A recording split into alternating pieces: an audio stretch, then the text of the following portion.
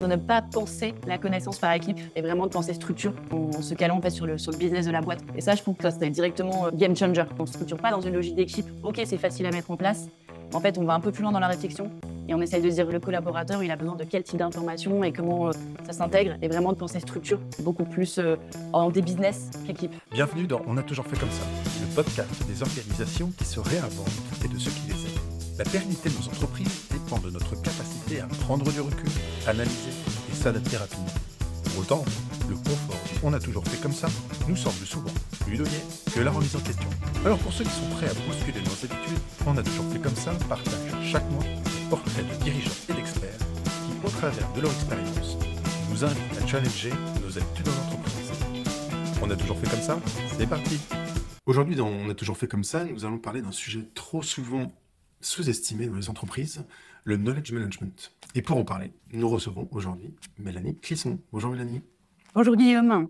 Bonjour Mélanie, moi, je suis vraiment ravi de t'avoir. On a eu l'occasion d'échanger il y a peu de temps déjà au sujet du knowledge management. Et notre discussion m'a vraiment incité à approfondir le sujet et de le partager un peu plus globalement. Surtout sur cette thématique, et je pense que ça s'applique assez bien au knowledge management. Le principe du on a toujours fait comme ça. Justement, prendre le temps de se poser et de prendre un petit peu de recul sur nos pratiques au quotidien, ce qu'on fait pas aussi, et d'essayer potentiellement de documenter pour organiser un petit peu les choses. Tu nous diras notamment quelles peuvent être les meilleures pratiques. On reviendra sur ton parcours et tes différentes expériences.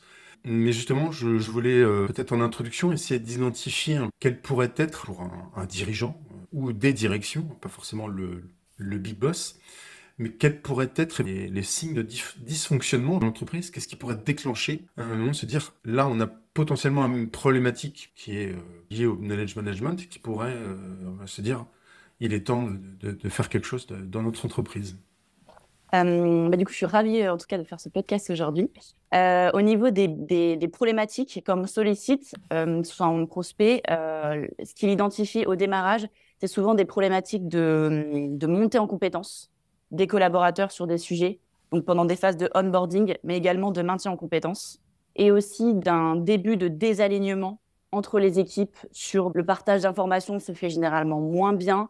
On a un doublement de l'information, des incohérences, et ce qui fait que du coup, les équipes ne sont plus alignées. Et également aussi un sentiment de frustration des collaborateurs qui sont remontés. Ça, j'ai eu beaucoup de fois où en fait, les collaborateurs, pour eux, c'est vraiment un pain point à chaque fois de trouver la bonne information, ce côté aussi de réinventer la roue, qui est du coup très énergivore. Et du coup, tout ça génère de la frustration et c'est souvent le pourquoi en fait on me sollicite parce qu'on a ce type de problématique qui commence vraiment à se faire sentir très largement au sein d'une organisation. Ouais, c'est intéressant, c'est dans des éléments vraiment du quotidien qu'on retrouve justement ces différents dysfonctionnements ou ces frustrations. Justement, c'est quelque chose qui est identifié par la direction souvent, ou c'est les collaborateurs eux-mêmes qui disent voilà, il y a un vrai problème au quotidien, il faut qu'on trouve une solution, sans forcément que le knowledge management soit identifié comme la solution d'ailleurs, peut-être au départ. En fait, il y a un peu les deux. C'est-à-dire qu'en fait, généralement, comme sur les sites, il y a déjà eu un travail un peu de collecte ou de feedback qui a été emmené à la ligne managériale ou à la direction sur des problématiques de onboarding, de recherche d'informations, ce côté aussi de manque de capitalisation. Ça revient beaucoup, ce côté de réinventer la roue. Et généralement, ils ont déjà fait un peu de feedback. Après, ça reste souvent un peu high level. C'est partagé généralement avec la direction où certains savent qu'il y a ce problème-là, du coup, de partage de connaissances, d'informations, de valorisation un peu de ce capital intellectuel. Après, effectivement, comme tu le mentionnes, le knowledge management, ça reste une discipline qui n'est pas forcément une expertise bien connue, bien maîtrisée. Et on se demande, voilà, comment prendre ce sujet, en fait. Souvent, certains me disent, mais en fait, je ne sais pas comment prendre le sujet, par quel bout, comment démarrer pour justement améliorer l'expérience du collaborateur, mais aussi l'efficacité. Et c'est dans les discussions où, du coup, on trouve des solutions pour justement pallier à ces problématiques. D'accord. Tu peux nous parler un petit peu de tes expériences, je crois, Oui. notamment, tu as, en tout cas, pu expérimenter notamment le knowledge management Oui.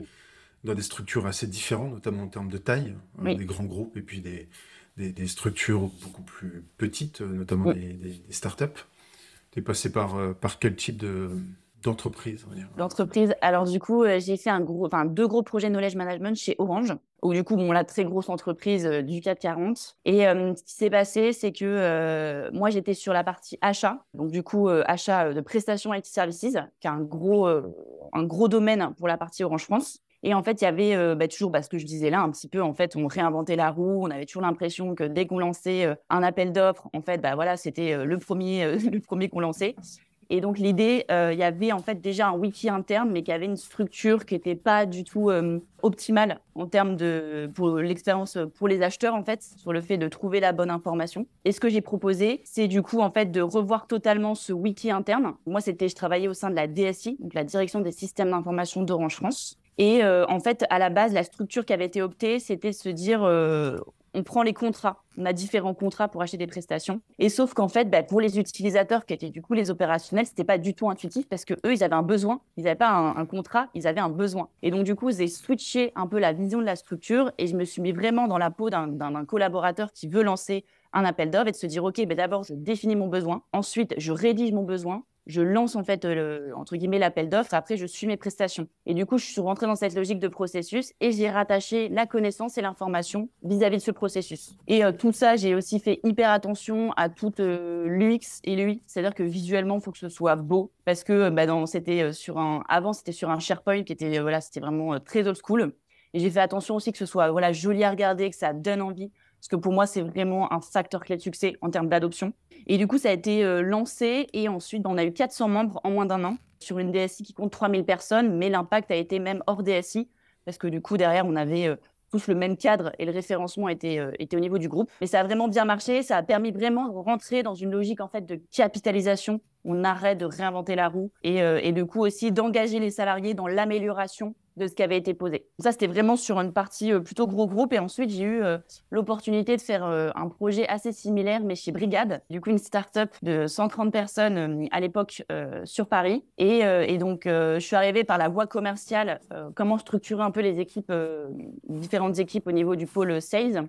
Et en fait, je me suis rendu compte assez rapidement qu'il y avait un problème en fait, de knowledge management au niveau de la boîte. Et du coup, j'ai eu la confiance des deux dirigeants, de Jean et Florent, pour porter ce projet en fait, de restructuration de toute la base documentaire de Brigade, qui était du coup sur Notion. Et là, pareil, en fait, moi, j'ai un gros focus sur la partie structure de ces bases de connaissances et on avait une structuration en équipe, ce qui est très classique. Aujourd'hui, dès que j'ai des échanges, 100% des bases de connaissances sont structurées en équipe. Et en fait, ça, c'est pas du tout vertueux. Et en fait, c'est un peu contre-intuitif où en fait, oui, c'est facile à mettre en place. Finalement, le responsable est identifié. Mais en termes de recherche d'informations, c'est totalement contre-intuitif parce qu'en fait, ça nécessite que le collaborateur sache exactement qui fait quoi dans l'entreprise, trouver la bonne information. Et en fait, ça, c'est juste illusoire. Et donc, moi, j'ai proposé de structurer la base de connaissances plutôt sur le business model, en fait, sur le modèle de l'entreprise qui était un produit qui permet de connecter deux utilisateurs. Et du coup, de voir ce switch, en fait, et de plus raisonner équipe, mais de raisonner, c'est quoi les types de connaissances qu'on a au sein de la boîte. Et donc, du coup, restructuration, entre guillemets, puis derrière, formation des collaborateurs. Hyper important, ce côté, OK, c'est restructuré, ça donne envie, mais j'ai beaucoup été challengée sur le fait que, qu'est-ce qui me dit que les collaborateurs vont y aller par rapport à l'ancien monde. Donc, il y a vraiment aussi ce volet adoption qui est crucial et qui est souvent pas très pris en compte, voire pas du tout. Et puis après, tu avais tout le maintien, évidemment, de cette base de connaissances. Donc, deux projets un peu différents, forcément, en termes de périmètre. Un qui comprend toute l'organisation, qui était Brigade, et un autre plutôt sur un process particulier de l'entreprise côté Orange. D'accord. Ouais, c'est intéressant. Finalement, on peut positionner un peu un projet de management à différents niveaux. J'ai l'impression que dans le cas de Brigade, il y avait notamment peut-être plus cette partie sur la culture de l'entreprise, ou en tout cas les informations liées à l'entreprise. Il faut pouvoir transmettre assez rapidement à ceux qui sont présents et ceux qui arrivent aussi dans des phases d'hypercroissance. Mais en gros, ce que j'entends, c'est que dans les deux cas, à chaque fois, tu partais finalement de se dire, OK, en fait, pourquoi j'ai besoin de cette information? À quoi l'information va me servir en termes de finalité, quoi, en fait. Pas juste me dire, OK, il y a une information, je la stocke et puis on verra, quoi, en fait. J'ai l'impression qu'à chaque fois, il y avait toujours cette logique. Ça va être utilisé pour tel ou tel, dans plusieurs cas peut-être. Et donc, du coup, c'est dans ce cadre-là qu'il faut que je l'intègre, en fait. C'est ça un peu Complètement. l'idée, ouais. En fait, on est souvent, comme Solicit, du coup, il y a souvent une problématique où on juxtapose la connaissance, des données, de l'information dans une logique globalement d'équipe ou alors même juste sans structure, ce qui arrive aussi beaucoup. Et en fait, on les juxtapose, mais ce qui fait que ça raconte pas vraiment une histoire, quoi, en fait. Et ça sert pas du tout le business model aussi et même le business de l'entreprise parce que caler la connaissance lors d'une entreprise n'a jamais servi son business. Quelque chose que j'aime bien dire, mais c'est complètement vrai. C'est comment, en fait, on met en musique toutes ces connaissances, toutes ces briques pour qu'en fait, ça serve une chaîne de valeur ou ça serve vraiment le business le business vraiment de la boîte, quoi, de l'organisation. Mm. Et c'est ça qui est hyper intéressant, c'est comment on la structure, quel est le bon angle d'approche. Est-ce que c'est le go-to-market? Est-ce que c'est la chaîne de valeur? Est-ce que c'est la typologie de connaissances? Et c'est ça qui est hyper intéressant pour que vraiment derrière, en fait, quand on est collaborateur, quand on cherche une information, généralement, on se cale sur un process. Soit on est sur, entre guillemets, de l'avant-vente, soit on est dans la vente, soit on est après. Et du coup, l'idée, c'est que ce soit hyper intuitif en termes de recherche d'infos, quoi, derrière, Mm. d'utilisation. Justement, je reviens sur le projet dont tu parlais chez Orange notamment. Mm. Donc, il y avait on va dire une finalité assez claire, c'est dire j'ai un besoin et à la fin j'ai besoin d'une prestation pour Mm. résoudre ce besoin.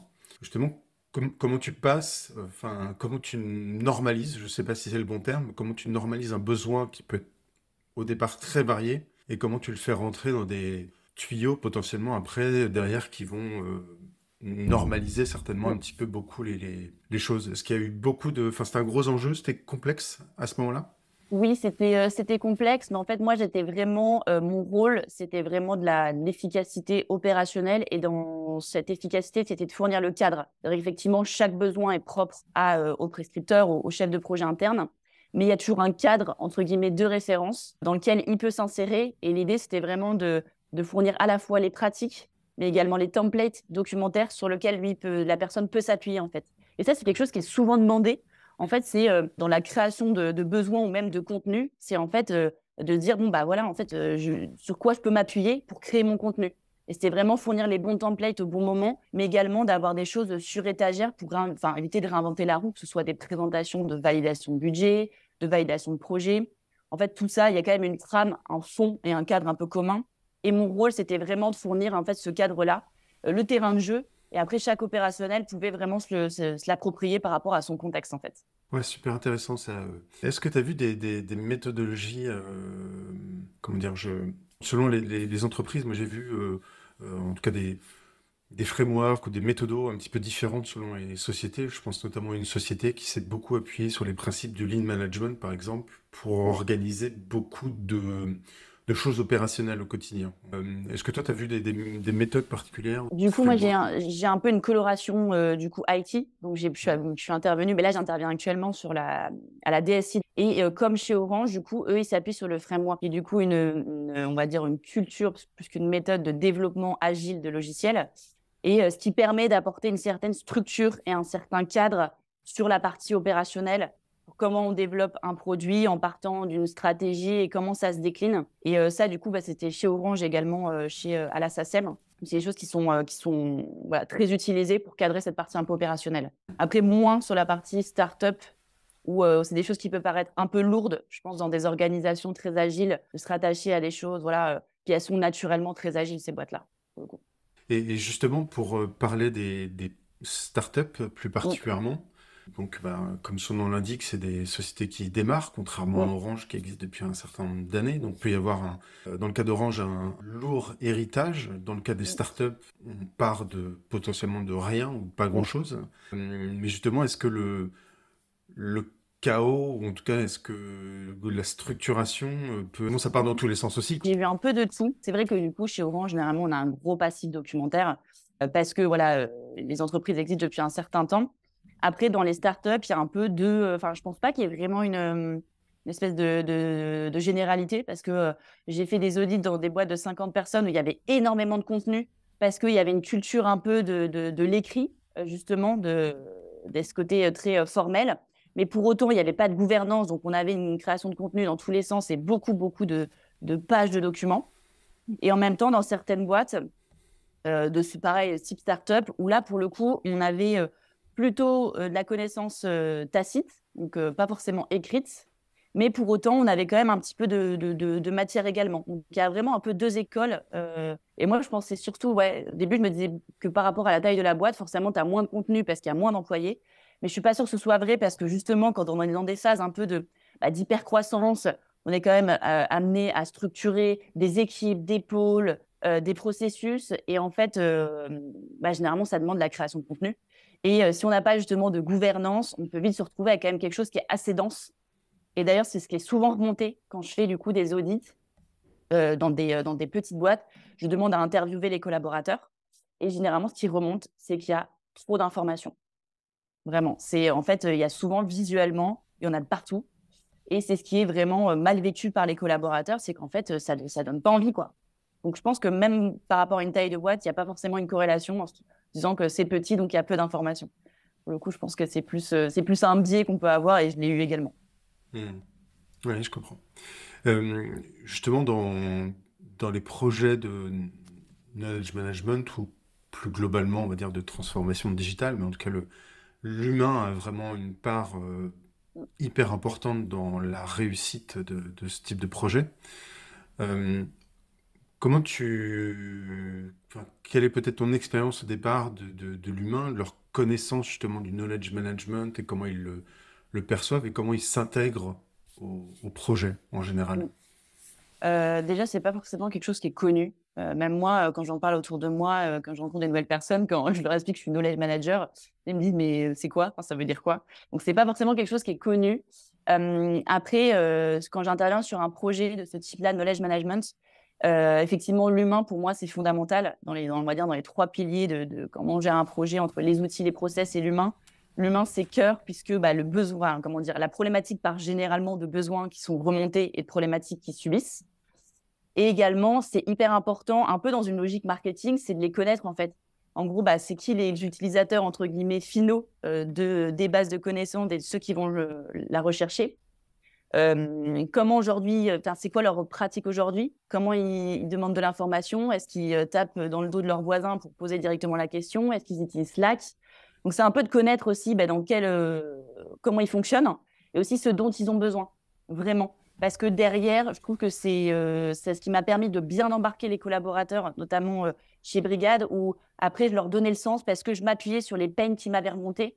Et du coup, moi, vraiment, je leur donnais à chaque fois le sens pour les embarquer et je leur expliquais comment ce projet, en fait, va vraiment les aider. Tout ça va faciliter leur quotidien. Hmm. Et donc, c'est vraiment quelque chose qui est hyper important sur le fait de les embarquer. Et ça passe aussi par des communications bien régulières, d'impliquer ceux qui vont avoir un niveau d'implication plus fort, tout ce que je vais appeler un peu mes content owners, mes responsables de contenu, qui, eux, trouvent leur intérêt. Parce que ces personnes-là, généralement, c'est les personnes qui sont sollicitées très souvent, qui ont tendance à réinventer la roue, à répéter sans cesse la même chose parce que c'est pas documenté ou c'est documenté, mais c'est noyé dans une espèce de bazar. Et donc, il y a vraiment ce côté-là. Puis après, il y a ça, comme je le disais tout à l'heure, d'adoption qui est fondamental. C'est-à-dire que quand on fait des projets un peu de knowledge management et surtout de restructuration de base de documents, c'est pas de dire, voilà, c'est fait, maintenant, allez-y, voilà le lien de la base documentaire et puis go. Non, en fait, l'idée, c'est aussi de leur expliquer comment ça a été structuré, comment ils peuvent trouver l'information. Et moi, j'ai fait ça sous forme de jeu chez Brigade, justement, pour sortir un peu de ce côté chiant ça peut avoir du coup de gérer de la doc. Sur le papier, ça ne vend pas du rêve. Et c'était se dire comment en fait on embarque bien les collaborateurs de manière un peu dynamique, quoi, qui change un peu ce qu'on peut voir un peu au quotidien. Hmm. Ouais, je comprends. Je reviens justement là-dessus. Tu Mm, disais donc pour une entreprise d'essayer de comprendre comment ils utilisent mm, l'information, comment ils vont la chercher au quotidien et potentiellement ce qui leur manque avec les finalités vraiment de ce mm. qu'ils doivent faire au quotidien. Euh, je crois pas qu'on l'ait précisé très, très, très clairement, mais aujourd'hui, donc, tu travailles pas pour une entreprise en particulier, tu es indépendant, knowledge Ouais. management indépendant pour différentes structures. Euh, Est-ce que tu as une façon de démarrer un projet de knowledge management un peu toujours le même, ou est-ce que ça va vraiment dépendre de l'entreprise, des problématiques rencontrées ou son activité, peut-être, je sais pas, est-ce qu'il y a une recette Disons qu'il y magique? a, disons qu'il y a j'interviens dans deux partie de structuration, il y a vraiment cette partie de knowledge management où là, c'est en transverse au global de l'organisation, la restructuration d'une base de connaissances. Donc, soit elle existe et elle n'est pas optimale, soit elle n'existe pas, où du coup, l'entreprise n'a qu'un espace de stockage, un Drive, un Dropbox, et d'un espace de stockage n'est pas une base de connaissances. Et donc cette organisation voit bien les limites, et du coup, moi, j'interviens vraiment pour mettre en place l'outil, la structure. Et dans ces deux cas, dans tous les cas, ça passe toujours par une phase d'audit pour comprendre, qui se passe par une interview des utilisateurs des différents pôles, pour bien comprendre le besoin, des pratiques, de se plonger dans la documentation existante pour connaître le type de document qu'ils ont. En gros, après, je définis du coup la stratégie à la fois de segmentation, parce que l'idée, c'est de se dire aussi quelle information, dans quel outil, pour quel besoin. C'est pas de faire un énorme chaudron où on met tout dans une même base de connaissances. C'est vraiment d'avoir une espèce d'écosystème un peu cohérent en termes de segmentation de la connaissance. Toute la partie structurelle, c'est comment on va structurer la connaissance. Donc, cette partie un peu intéressante, vraiment que j'adore, sur est-ce qu'on met du go-to-market, de la typologie de connaissances, des chaînes de valeur. Et puis après, l'idée, c'est que si on a un outil, du coup, on passe directement à l'implémentation. Si on n'a pas d'outil, forcément, on passe par une phase aussi de mini-appel d'offres pour identifier l'outil qui répond aux besoins et pas l'inverse. Et puis après, derrière, il y a toute cette partie de migration, évidemment, de l'ancien monde vers la nouvelle structure. Puis après, toute la phase d'adoption. Donc ça, c'est un peu le plan classique. Mais j'interviens également sur plutôt de la structuration de process. Donc, c'est typiquement comment on structure tout le pan d'une organisation, mais sur un processus. Typiquement, je l'ai fait pour une boîte de conseil sur Paris, où c'était vraiment la gestion de projet client. Donc, une fois que le client a été activé, comment on uniformise au sein des différents services, au sein des différentes équipes, la structuration de la gestion de projet client. Oui, une vraie logique d'onboarding client, notamment. On va avoir, une fois déjà beaucoup d'étapes avant qu'un deal soit signé, mais après, une fois que le deal est signé, qu'est-ce qui se passe et comment on transfère l'information auprès d'équipes qui vont être potentiellement très différentes après sur l'ensemble du cycle de vie du client. Intéressant. Et du coup, donc il y a des informations qui vont être très variées selon le cas, le contexte. Est-ce qu'il y a des méthodes mieux que d'autres, ou en tout cas, est-ce que tu as vu des choses plus faciles à mettre en place pour justement extraire le savoir, notamment des gens? Souvent, il y a peut-être cette problématique d'avoir quelqu'un qui sait faire quelque chose, mais forcément, il ne sait pas forcément l'expliquer très clairement. C'est peut-être tellement évident pour lui que des fois, il ne pense pas forcément expliquer tout ce qu'il y a à expliquer pour que ce soit faisable par quelqu'un d'autre. Est-ce qu'il y a des techniques particulières justement pour extraire ce savoir?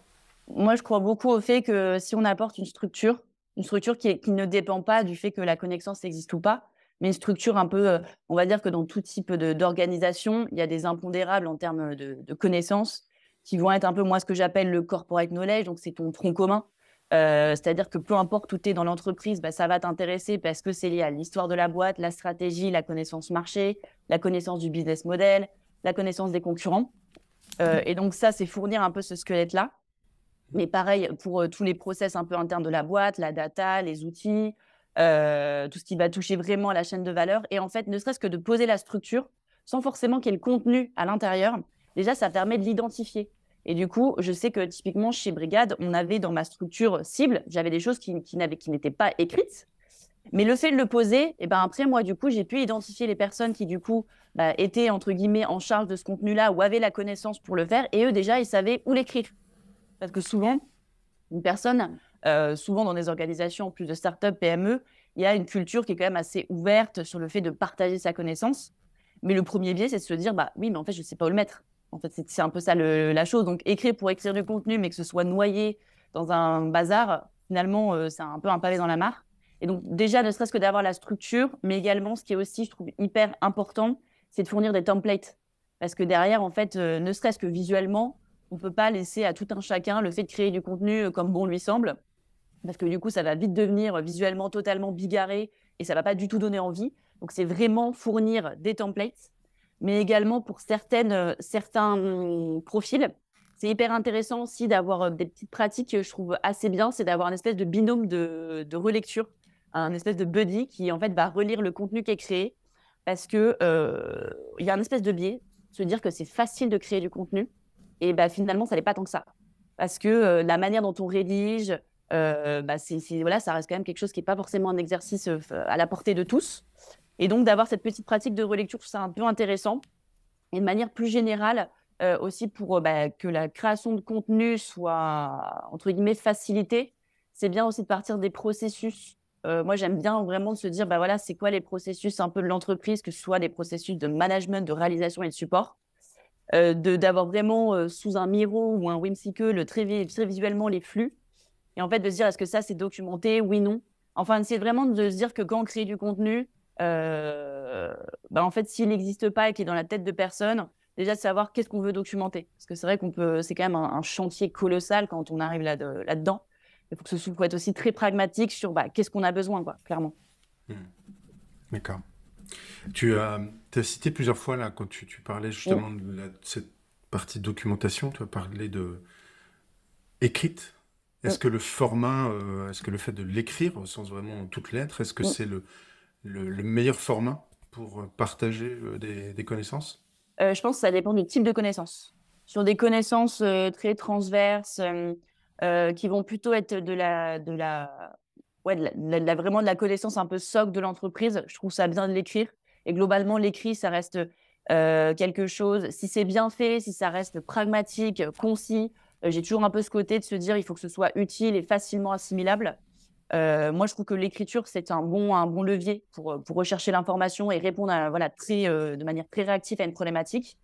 Après, ça peut être aussi, en termes de complément, d'avoir des choses très visuelles. Je suis beaucoup sur des choses de diagrammes pour aussi montrer, en fait, c'est quoi le service qui est fourni derrière avec un entrée, une sortie, les différentes étapes.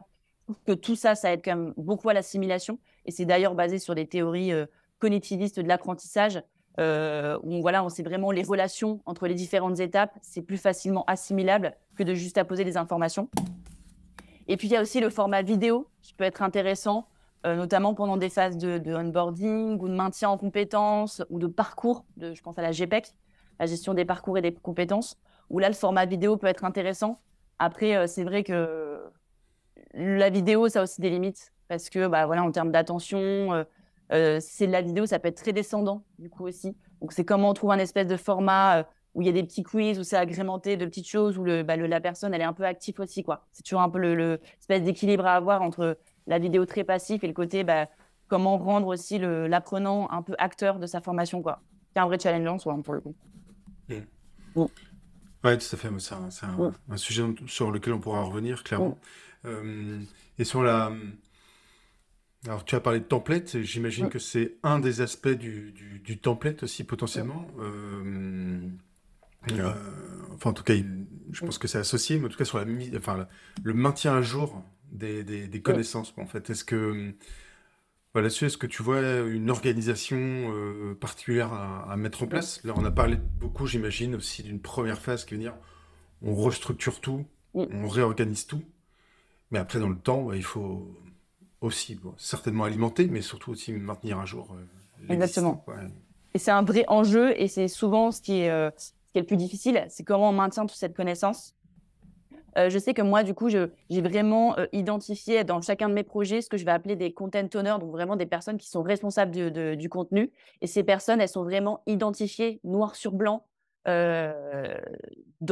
le démarrage de l'article ou du contenu. Ces personnes-là sont vraiment identifiées parce que je trouve que ça aussi les responsabilise. Et quand on lit du contenu, on sait en fait qui l'a rédigé et qui est en charge de ce contenu-là. Mais on a également aussi des systèmes qui est intéressant quand on veut maintenir du contenu, notamment c'est toute cette partie analytics qui est super important, notamment dans le choix de l'outil. Mais c'est-à-dire que si on veut maintenir le contenu, il faut qu'on sache qu'est-ce qui est le plus consommé en termes de contenu. A contrario, quels sont les contenus qui ne sont pas consommés et du coup, s'ils ne sont pas consommés, potentiellement, on peut avoir du coup des choses à mettre à jour ou alors c'est juste que ce contenu il est complètement caduc et il faut le cleaner et l'archiver. Et après, il y a certaines fonctionnalités qui sont permises par des outils qui te permettent aussi d'avoir des espèces de tags, genre vérifier, c'est-à-dire qu'en fait, tous les 3 mois, le responsable de contenu reçoit un rappel et vérifie que l'article est bien à jour. Et en fait, aussi, je trouve qu'en termes de stratégie, c'est vrai que c'est quelque chose qui peut être hyper chronophage, un peu lourd pour les responsables de contenu. Et c'est pour ça qu'il faut être hyper pragmatique. C'est-à-dire que l'idée, c'est de vraiment documenter ce qui est utile au quotidien, aux collaborateurs. Parce que, en fait, derrière, plus on va créer du contenu, plus on va devoir le maintenir. Et typiquement, sur des formats vidéo, bah, ça peut être intéressant, mais maintenir des vidéos dans le temps, quand on fait évoluer un processus, une connaissance, des fonctionnalités produits, bah, tout ça, c'est hyper chronophage. Donc, il y a vraiment un peu cet équilibre à avoir entre donner le bon niveau d'information et en même temps que ce soit facile à mettre à jour. Donc, c'est vrai qu'après, ça nécessite vraiment de la responsabilisation. Pour moi, ça doit faire partie d'une tâche aussi un peu récurrente. Je crois beaucoup aux rituels au sein d'une organisation et d'avoir peut-être des rituels trimestriels, semestriels, en fonction de la taille de l'organisation, où vraiment on se donne rendez-vous tous ensemble avec les responsables de contenu et voilà, on met à jour ce qui doit l'être. Et il y a aussi, il y a cet aspect vraiment collaboratif aussi que les collaborateurs dans l'entreprise peuvent aussi commenter le contenu et indiquer bah, ça, c'est pas à jour pour vraiment aussi prioriser les actions et identifier ce qui n'est pas à jour. Et là aussi, tout à chacun au sein de l'organisation a un rôle aussi voilà, entre guillemets, d'alerte quand les choses ne sont pas à jour. Voilà. Ouais, c'est un sujet très intéressant, ça.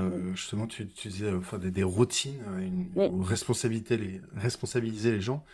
Oui, il y a souvent quelque chose que je vois en entreprise, enfin, que je ne vois pas pour le coup plutôt.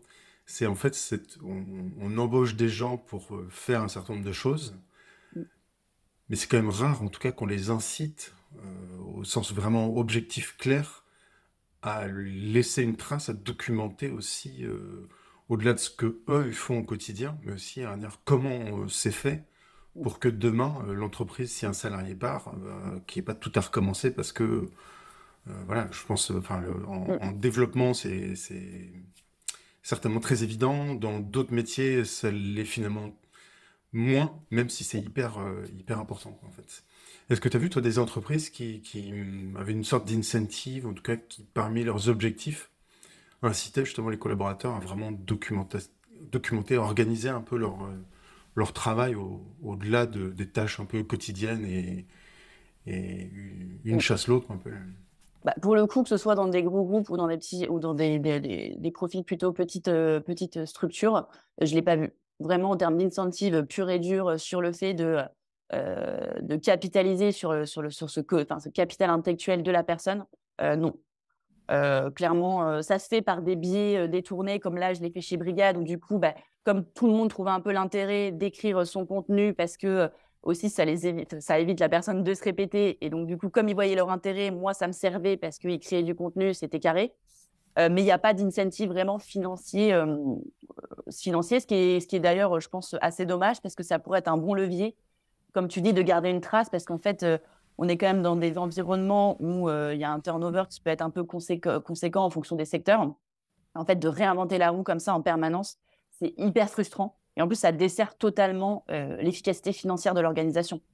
Clairement, réinventer la roue à chaque fois ou alors, en fait, ne pas capitaliser finalement sur le collaborateur qui a été recruté pour une expertise ou des connaissances et en fait, le laisser filer, entre guillemets, avec bah, tout ce qu'il a emmagasiné, c'est une vraie perte sèche pour l'organisation, hein, clairement. Mm.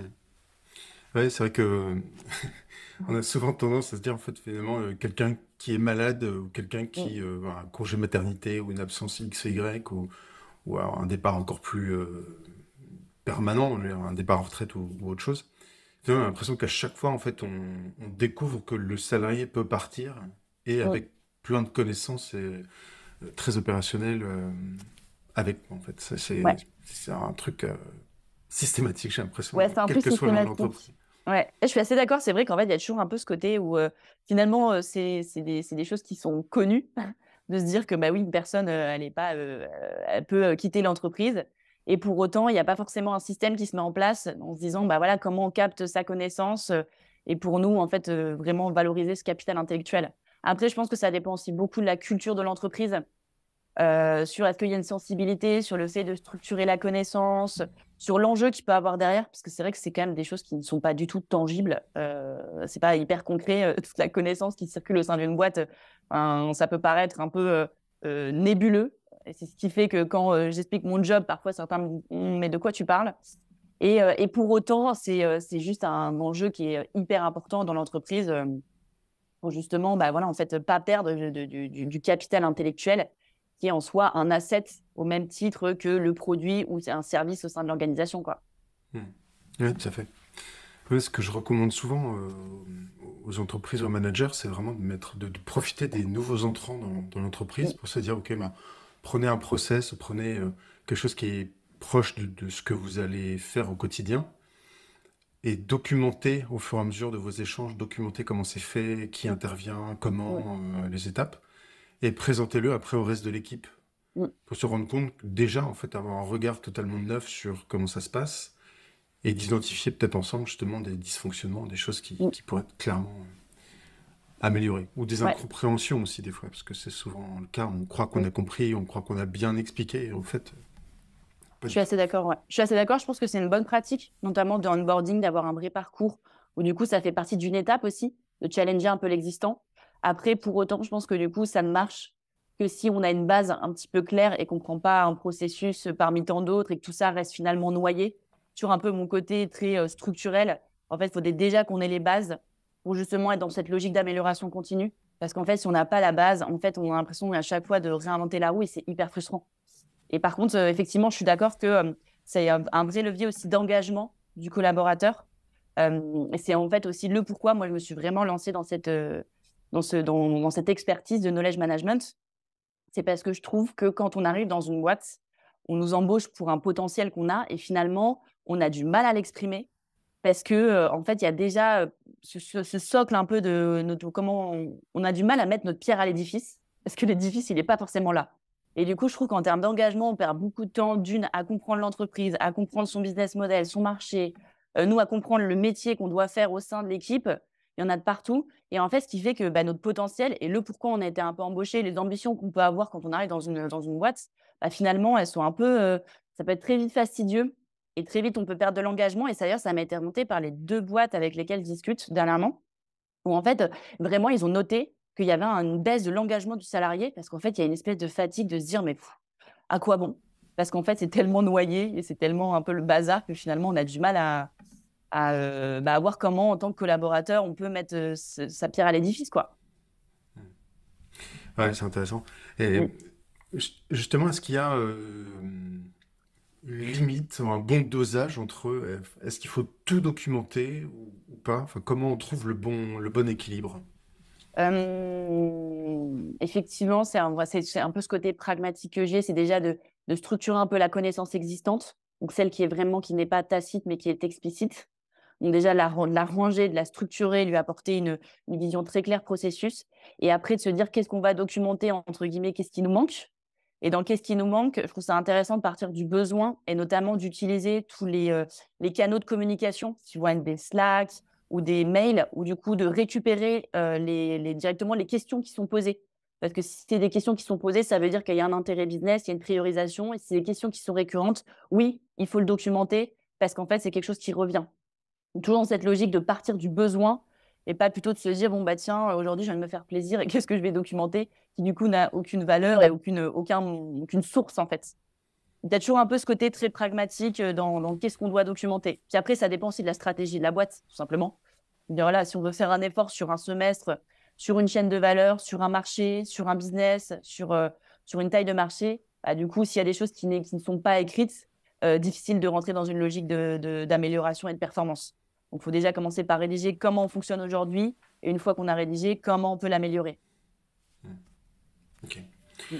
Tu en as parlé à plusieurs reprises, mais justement, le sujet n'est pas d'avoir juste de la connaissance stockée juste pour la stocker, Mm. mais pour la mettre vraiment en œuvre, en action, quoi. Mm. Et plus sur cette logique notamment de processus dont tu parlais tout à l'heure, c'est qu'on a des informations et puis on la met dans un processus qui va aboutir à quelque chose de nouveau, de différent, avec une création de valeur, très certainement à un moment. Euh, Comment tu identifies justement, tu as parlé tout à l'heure de corporate knowledge, qui peut paraître quelque chose on va dire entre guillemets, très statique. Mm. Et quels peuvent être après les autres processus, peut-être des processus clés, des process qui sont classique à toutes les entreprises qu'on devrait mettre en place, peut-être? Je dirais qu'en termes de briques, si on fonctionne par briques, pour moi, il y a des, on va dire, les impondérables, ça serait du coup sur une espèce de tronc commun qui est lié à la connaissance vraiment de l'entreprise. Tu vas ensuite avoir plutôt la brique qui va être liée vraiment à l'expertise de la boîte, donc sa proposition de valeur. Il a été intéressant de voir comment on la structure. Ensuite, tu vas retrouver un autre impondérable qui est plutôt tes process internes, qui vont être le comment tu communiques au sein de ta boîte, comment tu as accès à la donnée, quels sont les outils qui sont utilisés au sein de l'entreprise. Donc, vraiment une partie un peu plus socle. Tu vas retrouver également un autre impondérable qui est du coup toute la partie un peu aussi communication, mais qui peut paraître un peu bateau, mais c'est aussi comment tu vas communiquer en externe. Donc, c'est les templates de PowerPoint pour avoir un même, ce qu'on va appeler une même brand autour de ça. Tu vas également avoir autour de tes impondérables, on va dire quelque chose qui est plutôt une autre brique et qui a dissocié un peu de ce tronc commun. C'est en fait toute ta partie liée à ta vie d'équipe. En fait, typiquement, dans toutes les bases de connaissances que j'ai pu voir, en fait, on a un espèce de mélange, comme on est organisé en équipe. Tu vas te retrouver avec des choses qui sont très liées au fonctionnement de l'équipe, qui n'intéressent pas du tout le collectif. Et ça, c'est pareil, en fait, ça doit être dans une brique totalement scindée avec, en fait, ce qui va être lié à ta connaissance de l'entreprise et après à ton fonctionnement d'équipe, où là, l'équipe ne doit enfin, c'est vraiment l'équipe en question qui n'a accès qu'à son fonctionnement, qu'à ses team meetings, qu'à ses petits process liés à l'équipe et pas alourdir en fait le tronc commun derrière. Donc il y a vraiment ça. Après, ça va vraiment dépendre en fait au niveau des briques de comment on structure la connaissance de l'organisation, quoi. Typiquement, si on prend je dirais qu'une base de connaissances un peu type, ça serait du corporate knowledge, ta partie people. Donc comment tu poses tes congés, etc., lié à vraiment la partie gestion humaine.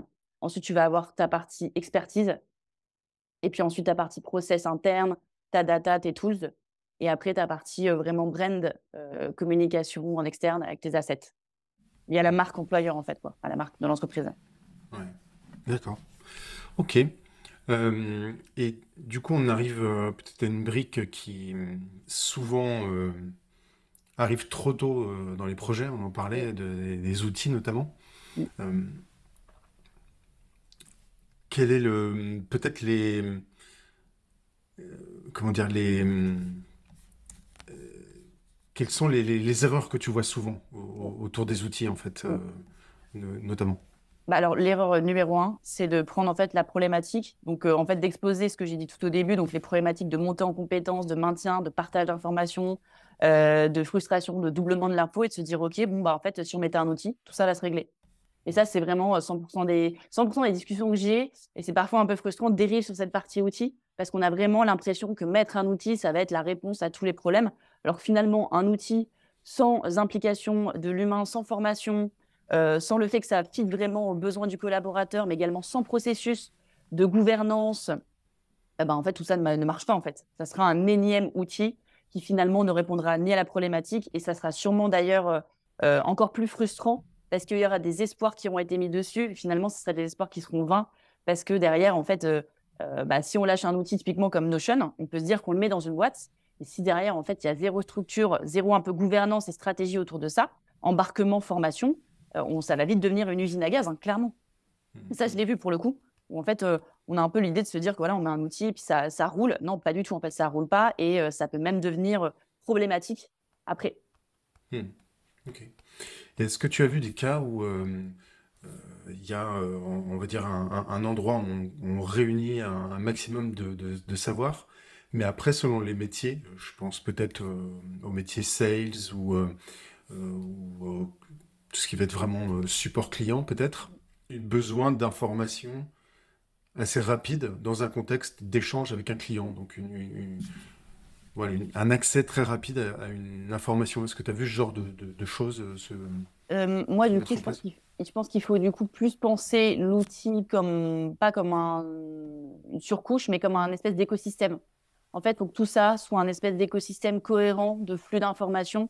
Typiquement, sur la partie sales, on va penser au CRM, qui est du coup, entre guillemets, l'outil principal du sales. Il faut que ce soit hyper interconnecté avec la base de connaissances. Il faut que tout ça ait un espèce de lien en fonction du métier au sein de l'organisation, que la personne trouve rapidement la bonne information parce que tout ça est pensé comme vraiment une espèce d'interconnexion en fait, d'outils qui se parlent entre eux parce que ça fait sens.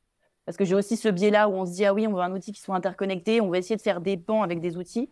Alors en fait, on se retrouve à vouloir du coup un outil qui fasse un peu tout, alors qu'il se connecte à plein de choses, mais finalement, dans le fond, il y a des connexions qui n'ont pas lieu d'être parce que ça ne sert à rien. C'est toujours se dire, OK, qu'est-ce qui est nécessaire en termes de flux d'informations entre les outils pour que ça serve bien le métier de la personne. Et tout ça, c'est pareil, c'est de prendre de la hauteur sur qu'est-ce qu'on veut servir en termes de processus, c'est quoi la finalité et comment tout ça se met en musique dans un écosystème où il y a plusieurs outils au sein de la boîte, etc. Ouais, c'est intéressant de prendre un peu les choses par la fin, en fait, C'est et ça. revenir Ouais, exactement. en amont. Super. Est-ce que toi, tu as d'autres aspects, d'autres points vraiment à voir avec le knowledge management, d'autres choses dont tu voudrais aborder? Il y a juste un point, Oui. comment toi tu fais la distinction, ou est-ce que tu fais une distinction entre justement cette partie plus knowledge management et opération qu'on voit de plus en plus se développer, se structurer dans plein de services Euh, différents? En C'est un fait, peu pour imbriqué, moi, quoi. ouais. En fait, c'est pas vraiment imbriqué parce que en fait, les équipes opération Ops vont être très liées sur le fait d'apporter de la structure, de l'automatisation au sein de fonctions qui peut être du HR Ops, qui peut être du Customer Success Ops, du Sales Ops, etc. Mais pour autant, tout ce qu'ils vont mettre en place, si finalement ils n'ont pas un endroit clair, cohérent, structuré où ils vont, entre guillemets, déposer c'est quoi le process côté sales pour gérer le CRM, des choses comme ça, en fait, eux, ils vont, en bout d'un moment, se retrouver un peu aussi dans un espèce de plafond de verre parce que quand on met en place des initiatives d'opération, il faut pouvoir partager les améliorations qui sont proposées par les équipes. Et en fait, ça nécessite d'avoir du coup une base de connaissances qui permettent en fait de stocker cette information. Parce que je trouve que du coup, le knowledge management, pour moi, c'est vraiment un fondement de l'organisation. Parce que si on veut rentrer dans une logique un peu de scale et de croissance des effectifs, il faut apporter du process. Mais si ces process sont noyés en fait dans un tas de dossiers, dans un drive, etc., mais qu'il n'y a pas de sens, en fait, ça ne marchera pas. Il y aura pas ça ne va pas prendre en fait. Parce que le collaborateur, il sera toujours dans cette idée de se dire qu'en fait, il y en a de partout. Il ne saura pas où trouver l'information et finalement, le processus ne sera pas appliqué. Donc, pour moi, en fait, le knowledge management, c'est la brique en fait, qui va permettre que les équipes opérations, ça marche en fait, ce qu'elles font derrière. Parce qu'on offre cette brique de structuration de la connaissance. D'accord. Clairement. Et est-ce qu'il y a des indicateurs assez fréquents, justement, pour essayer d'évaluer la performance d'un projet knowledge management? Enfin, ça va être Mm. certainement un peu compliqué, mais... Au démarrage, généralement, quand je suis en phase de discussion, je mesure, on va dire, là, plutôt d'un point de vue monétaire, le coût caché que ça peut représenter. Parce que c'est vrai qu'on a l'impression que c'est pas forcément un pain. Voilà, oui, on a des problématiques de partage d'infos, de montée, de maintien en compétences, mais ça reste des choses très qualitatives. Et j'essaie de le quantifier en m'appuyant du coup sur les travaux qui ont été faits notamment par McKinsey et Accenture, qui disent que du coup, ça va jusqu'à 2 heures par jour de temps de recherche d'information, le temps de rechercher l'information ou alors de demander à son collègue, mais que lui nous réponde, le temps de valider, enfin tout ça prend un temps colossal. Et généralement, je le factualise. Je leur dis, voilà, si on l'applique à votre entreprise, en appliquant sur la base de 210 jours travaillés, etc., la taille de l'entreprise, factuellement, je leur dis, ça représente, je sais pas, 20 ETP, ça représente 500 000 euros. Et en fait, déjà, ça permet d'avoir une espèce de métrique beaucoup plus factuelle qui aussi répond à une logique d'efficacité financière, hein. C'est-à-dire que oui, il faut prendre le sujet en main parce que ne pas le prendre, ça vous coûte dans tous les cas de l'argent. Donc, en fait, il y a aussi cette chose-là. Et puis après, comment mesurer l'efficacité d'un projet? Il y a aussi de ce côté de se dire, voilà, on peut prendre aussi très factuellement, je sais pas, 5-6 collaborateurs dans l'entreprise avec des tailles d'ancienneté différentes et de leur demander au démarrage de chercher telle information, de le chronométrer et de faire ça avant, après. Et puis après, tout simplement, moi, ce que j'avais fait chez Brigade, c'est que du coup, dans le training un petit peu d'adoption que j'avais mis en place, je leur avais posé, il y avait une première phase un petit peu de reconstituer la carte mentale de la structure de la connaissance de la base sous Notion. Et ensuite, il y avait un espèce de quiz. Du coup, ils devaient retrouver, il y avait 10 questions, et ils devaient retrouver l'information dans la base de connaissances, ce qui a super bien marché parce que si tu prends en main, il y a une espèce un peu de challenge. Et à la fin, je leur avais demandé aussi leur taux de satisfaction du projet. qui me permettait de récolter ça en masse au global de la boîte. Et là, du coup, ça te permet d'avoir quelque chose d'hyper tangible, de la satisfaction du collaborateur, parce que là, pour le coup, j'avais un taux qui était satisfaction hyper élevé, parce que ça répondait à un pain. Et du coup, de pouvoir aussi, moi, derrière, démontrer que le projet avait tenu, entre guillemets, ses promesses, quoi. D'accord, très bien. Ouais, c'est concret en même temps, c'est important de revenir à Ouais, des choses hyper tangibles sur quelque chose qui peut paraître très intangible au départ. complètement. Super intéressant, écoute. Moi, j'ai toujours après une question, enfin, sauf si tu veux rajouter quelque chose, que je t'ai posé la question, en même temps, je t'ai coupé après derrière. Pas de souci. Non, on a balayé, je pense, pas mal de sujets un petit peu autour de ce knowledge management, en sachant que moi, j'ai un focus qui est très orienté structure de la connaissance. Après, dans le knowledge management en tant que tel, il y a aussi plein d'autres pratiques, plein d'autres, entre guillemets, expertises qui gravitent autour. Moi, je suis cette partie vraiment structurelle, mais il y a aussi comment créer des communautés de pratiques. Il y a aussi plein d'autres choses derrière. Donc, ça dépend aussi. On n'a pas tous, je pense, la même expertise sur ce sujet-là, qui est quand même assez vaste. Donc, voilà. Très bien. Et du coup, ma dernière question, le fil rouge du podcast, c'est toujours, on a toujours fait comme ça. Est-ce que toi, il y a une chose que tu aimerais voir vraiment changer, évoluer dans les entreprises? Je dirais, pour rester un peu dans mon credo, qui est un peu cette partie structurelle, c'est-à-dire de ne pas penser la connaissance par équipe, qui est 100% aujourd'hui de ce que je vois, et vraiment d'essayer de se poser les questions en se calant en fait, sur le business de la boîte, en fait. Et ça, je trouve que ça serait directement euh, game changer, en vrai. De le penser, de se dire, OK, on ne structure pas dans une logique d'équipe. OK, c'est facile à mettre en place. En fait, on va un peu plus loin dans la réflexion et on essaye de se dire vraiment aujourd'hui, OK, le collaborateur, il a besoin de quel type d'information et comment ça s'intègre, et vraiment de penser structure beaucoup plus orienté business qu'équipe. Je dirais que c'est vraiment le conseil que je peux donner et ce qu'il faudrait changer.